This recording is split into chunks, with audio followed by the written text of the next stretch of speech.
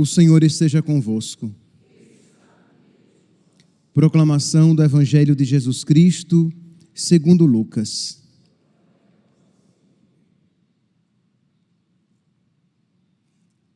Naquele tempo, Jesus desceu a Cafarnaum, cidade da Galileia, e aí ensinava-os aos sábados. As pessoas ficavam admiradas com seu ensinamento, porque Jesus falava com autoridade. Na sinagoga, havia um homem possuído pelo espírito de um demônio impuro, que gritou em alta voz: "O que queres de nós, Jesus Nazareno? Vieste aqui para nos destruir? Eu sei quem tu és o santo Eu sei quem tu és o santo de Deus." Jesus o ameaçou dizendo: "Cala-te e sai dele." Então o demônio lançou o homem no chão, saiu dele e não lhe fez mal nenhum. O espanto se apossou de todos e eles comentavam entre si: "Que palavra é essa? Ele manda nos espíritos impuros com autoridade e poder e eles saem." E a fama de Jesus se espalhava em todos os lugares da redondeza. Palavra da salvação.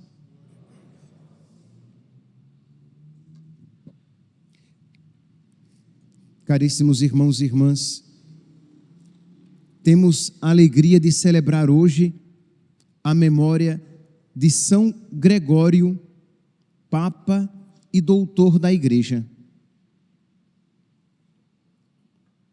Celebramos um grande pastor, porque um grande homem de oração. A fecundidade do seu pastoreio vinha da sua unidade, da sua comunhão, da sua intimidade com Deus. E é claro que, celebrando então um pastor tão fecundo, e até que na oração coleta da missa de hoje, que nós pedimos a Deus sabedoria, peçamos a Deus que conceda àqueles a quem Deus constituiu pastores aqui na terra, a sabedoria que vem da intimidade com Deus, para que nós, pastores, sejamos fecundos no nosso ministério. Pois bem, quem foi São Gregório Magnus? Ele era filho de uma família muito influente na cidade de Roma, um homem muito rico, de uma família muito rica, e com 32 anos ele já era o administrador da cidade de Roma. Muito jovem, já tinha uma grande influência, já era respeitado por muitos, tanto pela sua capacidade, como também pela sua piedade, porque todos viam que era um homem respeitável, um homem de Deus. Pois bem, diz que o seu pai morre e ele herda uma das maiores fortunas da época.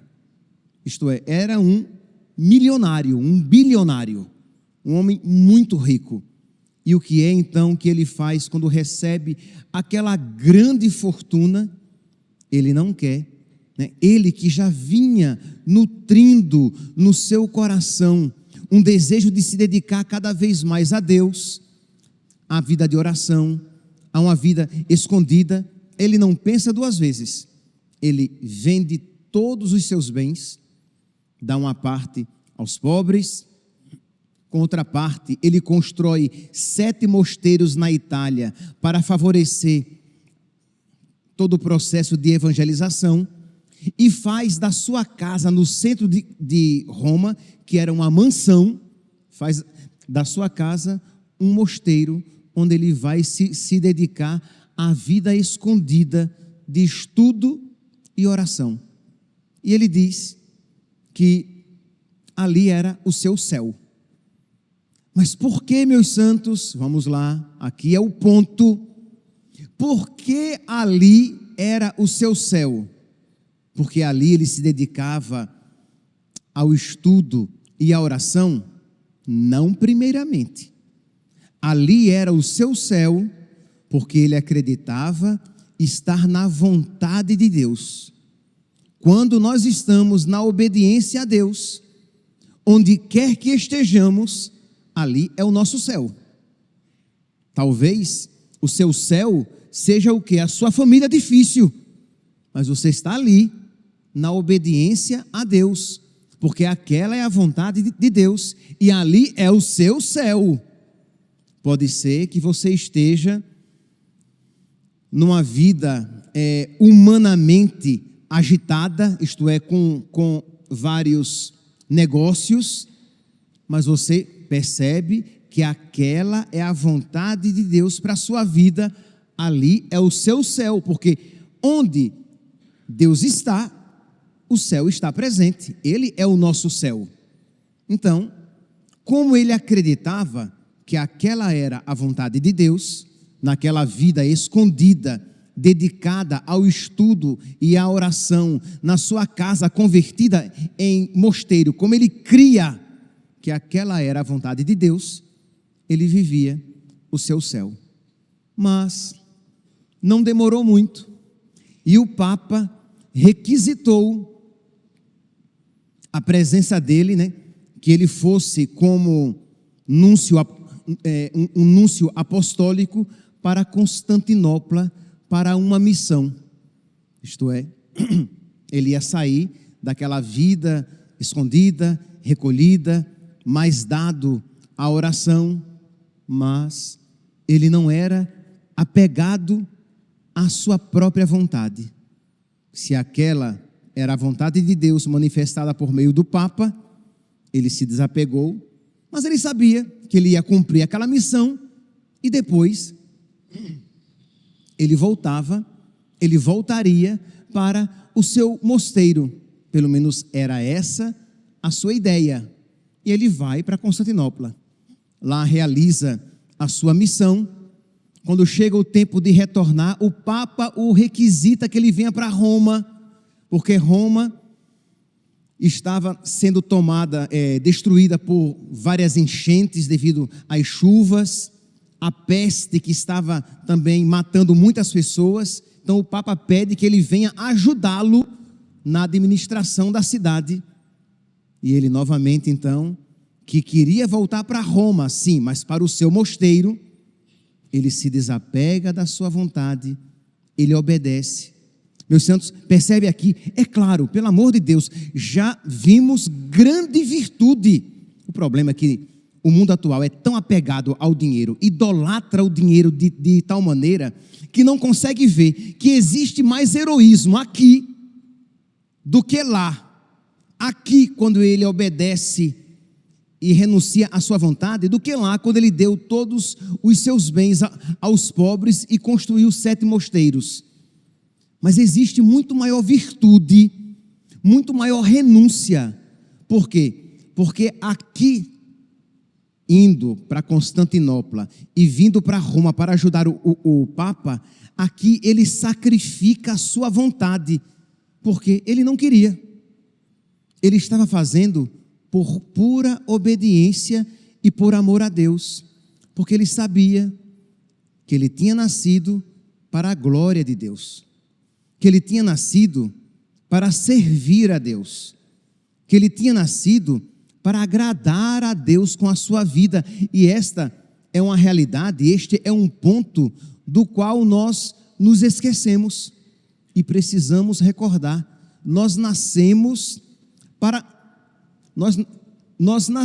para fazer Deus feliz, enquanto o mundo vai dizer o quê? Você nasceu para ser feliz, você nasceu para realizar os seus sonhos. E o cristão vai dizer: eu nasci para realizar os sonhos de Deus, eu nasci para fazer Deus muito feliz com a minha vida, e nisto consistirá a minha felicidade e salvação. Então nós precisamos recobrar, retomar, tomar posse dessa verdade tão cara aos católicos. Então, ele vai, obedece a Deus: seja feita a vossa vontade na terra, como ela é feita no céu. Ele vai ajudar o Papa na administração daquele caos no qual se encontrava a cidade de Roma, e o Papa morre. a peste mata o Papa também. E aí, o povo e o clero gritam unânimes: Gregório Papa. Tem que ser ele. Ele tinha sido ordenado diácono para ir para Constantinopla, né? Ele era apenas diácono. E o povo diz: ele tem que ser o nosso Papa. E aí ele pensou: isso é coisa humana, isso não é vontade de Deus. E dá no pé, foge. Ele foge porque ele não via ali a vontade de Deus e ele não queria de maneira nenhuma, porque afinal de contas, imagine, pelo amor de Deus, Deus o levou a vender tudo que ele tinha para que ele se dedicasse à vida de estudo e oração, àquela vida recolhida. E ele mal tinha começado a viver, ele já foi levado para Constantinopla, depois para Roma, e agora querem fazê-lo Papa. Pronto, agora mesmo que ele não vive mais a vida recolhida para a qual ele acreditava que era chamado. E aqui nós poderíamos nos perguntar, né, meus santos, por que é que Deus às vezes suscita no nosso coração santas vontades e depois pede que nós as renunciemos para a nossa santificação, para que nós aprendamos a sacrificar algo que nos é caro, para que nós tenhamos um Isaque para sacrificar. Então Deus suscitou no coração de São Gregório o desejo da solidão perfeita, né? Da vida de oração profundíssima. Não é que ele ia abandonar a vida de oração, mas é claro, ele como Papa não teria o tempo que ele teria como monge. Então Deus suscitou no coração dele esse desejo para que ele pudesse dizer: Senhor, eu te ofereço aquilo que me é mais caro. Eu te sacrifico aquilo que neste mundo eu mais amo. E o interessante aqui, que não é que São Gregório mais amasse algo material. Ele amava algo muito espiritual, a vida de oração, a vida escondida, a vida recolhida, uma vida totalmente entregue a Deus. E Deus queria que Gregório, a Deus, totalmente se entregasse no sacrifício da sua vontade e servindo os irmãos, movido pela caridade. Então ele foge, porque no primeiro instante ele não acredita ou não quer acreditar que aquela seja a vontade de Deus. Eu não acredito que Deus esteja fazendo isso comigo. O povo vai atrás, o clero vai atrás e quase que o faz retornar à força. E ele vê ali, naquela circunstância, a vontade de Deus e se deixa ordenar, se torna Papa. E aí, meus irmãos, ele começa a se dedicar por amor a nosso Senhor. Agora, ele vai fazer com muito amor aquilo que antes ele não queria fazer. Aqui, meus irmãos, vamos lá. Vamos aqui seguindo, subindo o degrau da perfeição. Você é chamado a fazer algo bom, né? Você é chamado a fazer algo que você não quer. Você é chamado a sacrificar o que você não quer sacrificar. Você é chamado a renunciar o que você não quer renunciar. Aí você não renuncia. Nisso não há perfeição nenhuma. Você está contra a vontade de Deus. E só os loucos querem o que Deus não quer. E só os loucos têm a pretensão de encontrar felicidade fora da vontade de Deus. Então nisso não existe virtude nenhuma, mérito nenhum. Você não renuncia, você não sacrifica, você não abraça a vontade de Deus. Mas existe aquela segunda atitude. Você percebe que aquela é a vontade de Deus pelas circunstâncias da sua vida. Sei lá, vamos lá, você tem 30 anos e você está tentando engravidar, você é casada, você quer ter muitos filhos, e o tempo vai passando, e você já tem 50 anos, e você percebe que, se Deus não fizer um milagre como fez com Sara, coisa que não é comum, e seria pecado até exigir de Deus um milagre, você não vai ter filhos. E você ali, então, precisa abraçar a vontade de Deus com amor e dizer: Senhor, eu amo a tua vontade, porque é tua vontade. Você pode aceitar com raiva, ou você pode aceitar amorosamente. Então, no primeiro exemplo que eu dei, a pessoa não sacrifica. Deus pediu algo de você e você não fez. Deus pediu que você renunciasse e você não renunciou. Nisso não tem virtude nenhuma. No segundo exemplo, Deus pediu que você renunciasse e você renunciou, porque Deus pediu, mas renunciou com raiva. Renunciou, mas ficou se lamentando. Existe algum mérito ali? Existe, pequeno, porque você obedeceu, mas foi a obediência de um escravo, foi a renúncia, não de um amigo de Deus que sabe que aquilo que Deus me pede é o melhor para mim, mesmo que eu não o veja como tal.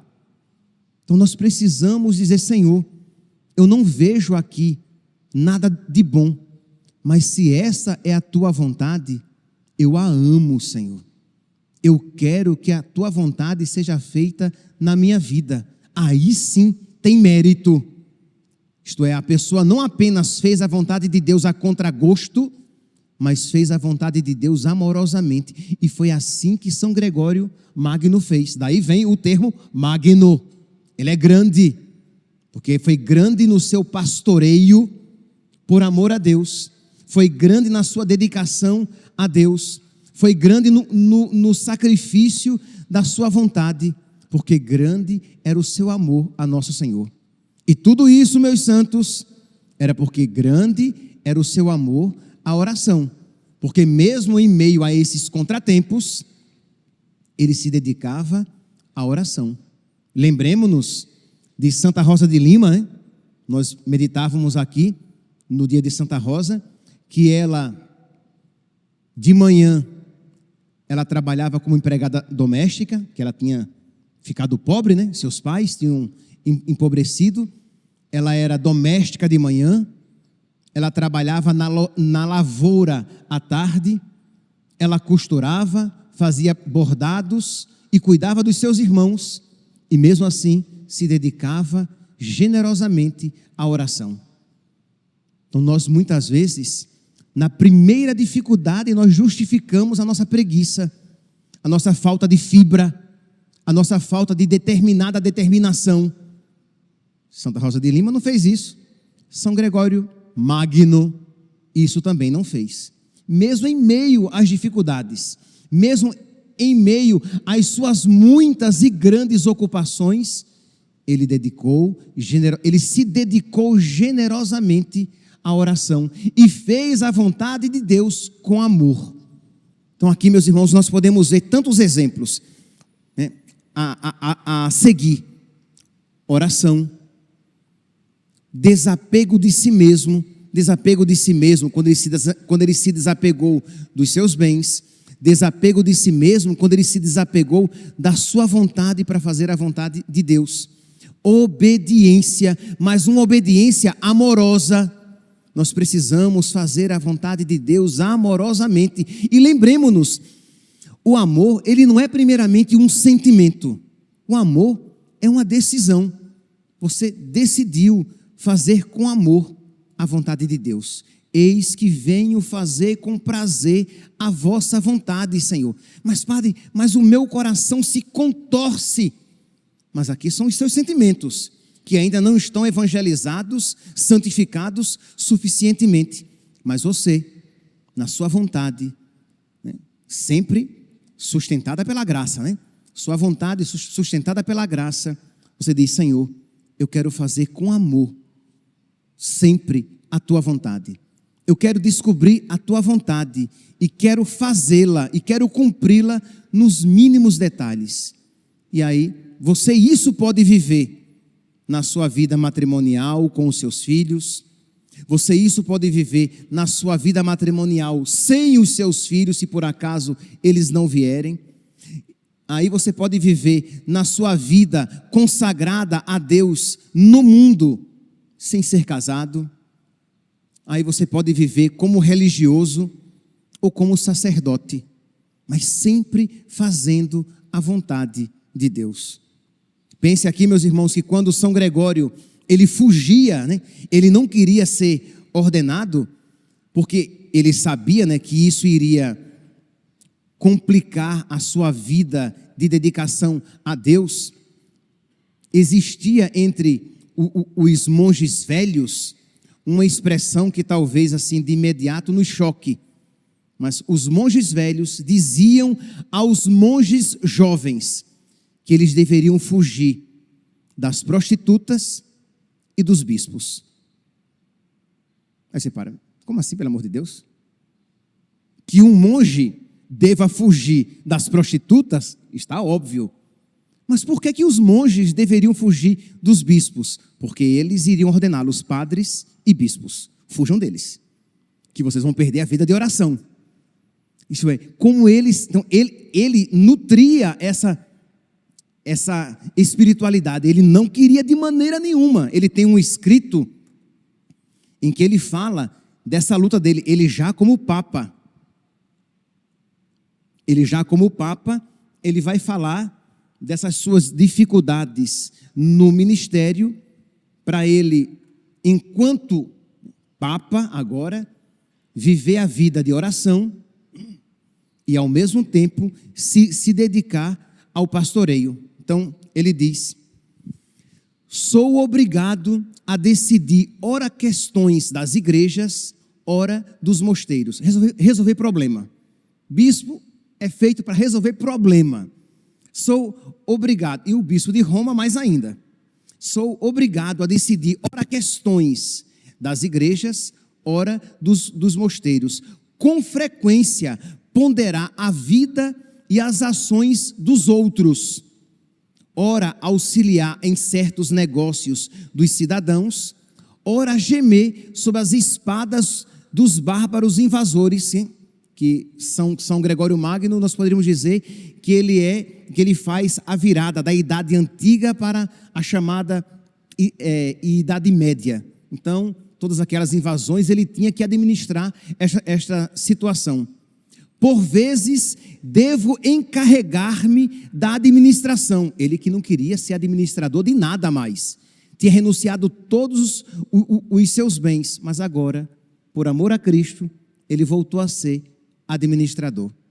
Por vezes, devo encarregar-me da administração, para que não venha a faltar o necessário àqueles que estão submetidos à disciplina. Estando assim dispersa e dilacerada a mente, quando voltará a recolher-se toda na pregação? Isto é, a minha mente está dilacerada. Eu vivo preocupado com uma coisa, com outra, pensando numa coisa, em outra. Meu Deus, quando é que eu vou voltar a me dedicar somente à oração e à pregação? Nunca mais. Vai morrer como Papa. Estando assim dispersa e dilacerada a mente, quando voltará a recolher-se toda na pregação e não se afastar do ministério da proclamação da palavra? Por obrigação do cargo, muitas vezes tenho de me encontrar com seculares. E aí eu relaxo a língua. Isto é, quando eu me encontro com as pessoas, eu acabo falando demais, porque se eu ficar muito silencioso, eu vou desagradar. E se eu desagradar demais, eu vou perder a oportunidade de atraí-los para Cristo. Percebe? É a caridade que o move até a falar mais. Entenda, e não é falar nada de inadequado, tá? Nós estamos falando de um homem que tem vocação à contemplação, que tem vocação à vida de silêncio. E ele percebe que Deus o chama a falar. E aí, em meio a essas circunstâncias, ela acaba falando demais. Aí ele diz: Por esta razão, muitas vezes tenho de ouvi-los pacientemente em questões ociosas, em questões meramente mundanas. Mas, sendo eu mesmo fraco, arrastado aos poucos pelas palavras vãs, começo a dizer sem dificuldade aquilo que de início tinha ouvido com má vontade. No início, ele ouvia aquelas conversas e aquilo lhe desagradava. Depois, quando ele menos espera, já está falando com desenvoltura sobre aqueles assuntos. Isto é, o perigo da alma do sacerdote que está no ministério. Por isso que é tão importante, meus santos, rezar pelos sacerdotes. Por quê? Porque como nós estamos no mundo, com muita facilidade, se não tivermos uma profunda vida de oração, nós somos cooptados pelo mundo, somos arrastados pelo mundo, nós somos mundanizados. Isso, um São Gregório Magno fala. E aí, e concluo, ele diz: e ali onde me aborrecia cair, agrada-me agora permanecer. Você vê, né? Então, meus santos, estamos celebrando a memória deste grande homem de oração e, por isso, grande pastor. Então, rezemos por todos nós, pedindo a Deus o dom da oração, do desapego de si mesmo, das próprias vontades. Todos nós sabemos quão apegados somos às nossas vontades e como nos custa renunciar, sacrificar com amor. Aqui, nesta Santa Missa, em que Jesus sacrifica a sua vida com amor, em que Jesus diz ao Pai: eis que venho fazer com prazer a vossa vontade, Senhor. Peçamos a Jesus os seus mesmos sentimentos, para que nós, como São Gregório Magno e todos os santos, que nós aprendamos a sacrificar a nossa vontade com amor, a fazer a vontade de Deus com amor, crendo que a vontade de Deus é sempre a melhor para nós. E de um modo particular, rezemos pelos sacerdotes para que vivam isso em plenitude e peçamos o dom da oração para que nós, entregues às ocupações do dia a dia, não nos esqueçamos daquela realidade que é a realidade principal, que é o necessário das nossas vidas, nosso Senhor Jesus Cristo. Louvado seja nosso Senhor Jesus Cristo, para sempre seja louvado.